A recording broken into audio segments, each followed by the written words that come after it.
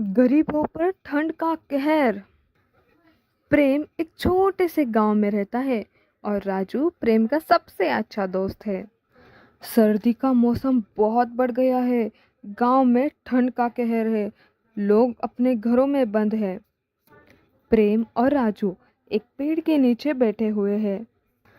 राजू कहता है, प्रेम देखो, आजकल कितनी ठंड पड़ गई है। पूरा गांव इस ठंड से कांप रहा है। क्या तुमने देखा? पक्षी भी कहीं दिखाई नहीं दे रहे। प्रेम कहता है, हाँ राजू, ये ठंड कुछ ज्यादा ही पड़ गई है। इस बार की सर्दी तो ऐतिहासिक लग रही है। लेकिन मुझे लगता है कि इस ठंड के पीछे कुछ छुपा हुआ कारण हो सकता है। राजू कहता है, क्या? तुम क्या कह रहे हो प्रेम? ठंड के लिए कोई कारण हो सकता है भला? ये तो मौसम का असर ही होगा। कुछ ज्यादा ही सर्दी आ गई है। प्रेम कहता है, नहीं, मुझे लगता है इस ठंड का कारण कुछ और ही है। गांव में बुजुर्ग लोग कहते हैं कि जब धरती पर लोग सही नहीं रहते तो प्रकृति अपने तरीके से हमें चेतावनी देती है। राजू हंसकर कहता है, तुम तो बहुत ही गहरे विचार करते हो प्रेम। लेकिन ये सर्दी तो एक साधारण प्राकृतिक घटना ही होगी। ज्यादा सोचो मत। प्रेम कहता है, देखो राजू, ये सिर्फ ठंड नहीं है, ये प्रकृति का कहर है। हम सबको अपने कृत्यों का हिसाब देने की जरूरत है। तभी एक बुजुर्ग महिला गांव की ओर आती हुई दिखाई देती है। बूढ़ी महिला पास आती है और प्रेम तथा राजू से बात करती है।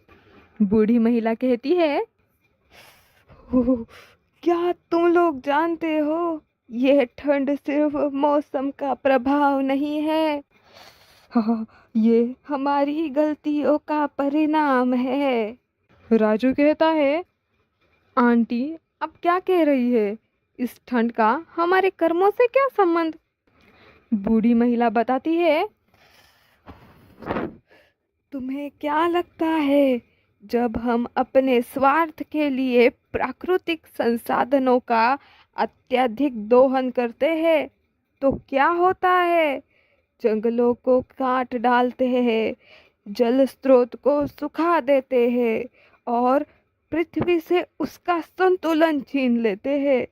फिर एक दिन प्रकृति अपने गुस्से का इजहार करती है। ये ठंड उसका एक रूप है। प्रेम कहता है, आंटी, आप ठीक कह रही है।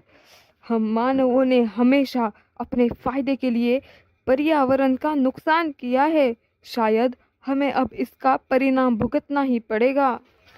राजू कहता है, तो इसका मतलब ये है कि हम इस ठंड के लिए जिम्मेदार है। बूढ़ी महिला कहती है, हाँ राजू, इस परेशानी के जिम्मेदार हम ही हैं। लेकिन अब हमें इसे ठीक करने की दिशा में काम करना होगा। ठंड का ये कहर हमें एक चेतावनी दे रहा है। अगर हम समय रहते नहीं चेते तो शायद हम और भी बड़ा आपदा का सामना करें। बूढ़ी महिलाओं की बातें सुनकर दोनों लड़के चुप हो जाते हैं। वे उनकी बातों पर विचार करते हैं। प्रेम और राजू ठंड की गंभीरता समझने लगे हैं। वे गांव वालों से इस बारे में बात करने का निर्णय लेते हैं। अगले दिन दोनों गांव के चौपाल पर जाते हैं, जहां गांव वाले लोग इकट्ठा होते हैं। प्रेम गांव वालों से कहता है, भाइयों और बहनों, हम सबकी जिंदगी में एक बदलाव लाने का वक्त आ गया है। इस ठंड का कारण सिर्फ मौसम नहीं है, बल्कि ये हमारे गलत कामों का परिणाम है। हमें अपनी गलतियों को सुधारने की आवश्यकता है। राजू भी गांव वालों को समझाते हुए कहता है, हाँ, हम सब मिलकर ये सुनिश्चित करें कि हम प्राकृतिक संसाधनों का गलत इस्तेमाल ना करें। पेड़ पौधों को काटने के बजाय हम उन्हें बचाना चाहिए। जल स्रोत को बचाना चाहिए। यदि हम ऐसा करेंगे तो प्रकृति हमारी मदद करेगी। गांव वाले भी उनसे सहमत होकर कहते हैं, तुम दोनों सही कर रहे हो। हमें अपने कृत्यों के परिणाम का एहसास करना होगा। इस ठंड ने हमें समझाया कि अगर हम ऐसा ही करते रहे तो आने वाले समय में हम बहुत बड़ी मुसीबत का सामना करेंगे।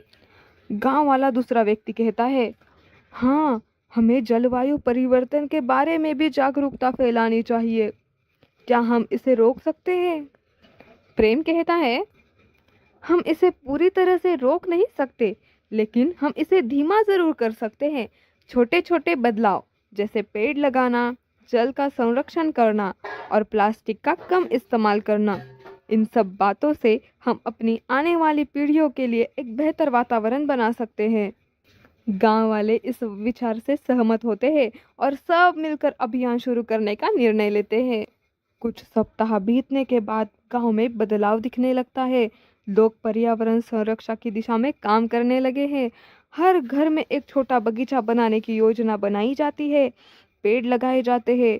जल संग्रह की योजनाएं बनाई जाती है। प्रेम और राजू इस प्रयास में गांव वालों का मार्गदर्शन करते हैं। राजू खुश होकर कहता है, प्रेम देखो, गांव वाले अब सच में पर्यावरण के प्रति जागरूक हो गए हैं। ये हमारे प्रयासों का ही परिणाम है।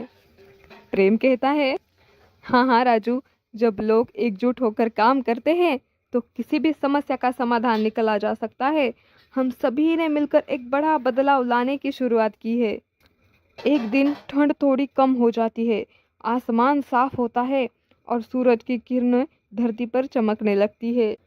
ठंड में धीरे धीरे कमी आने लगती है और गांव के लोग बाहर खेलते और काम करते हुए दिखते हैं।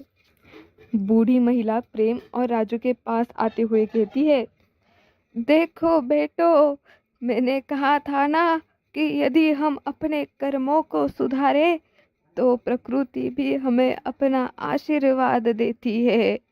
अब ठंड की कठोरता कम हो रही है, लेकिन ये सिर्फ शुरुआत है। हमें अपनी जागरूकता बनाए रखनी होगी। प्रेम कहता है, धन्यवाद आंटी, आपकी बातों ने हमें समझाया और अब हम इसका पालन कर रहे हैं। राजू कहता है, हाँ, हम अब सही रास्ते पर हैं और हमें उम्मीद है कि आने वाले समय में ये ठंड सिर्फ एक याद बनकर रह जाएगी, क्योंकि हम मिलकर पर्यावरण को बचाने के लिए काम करेंगे।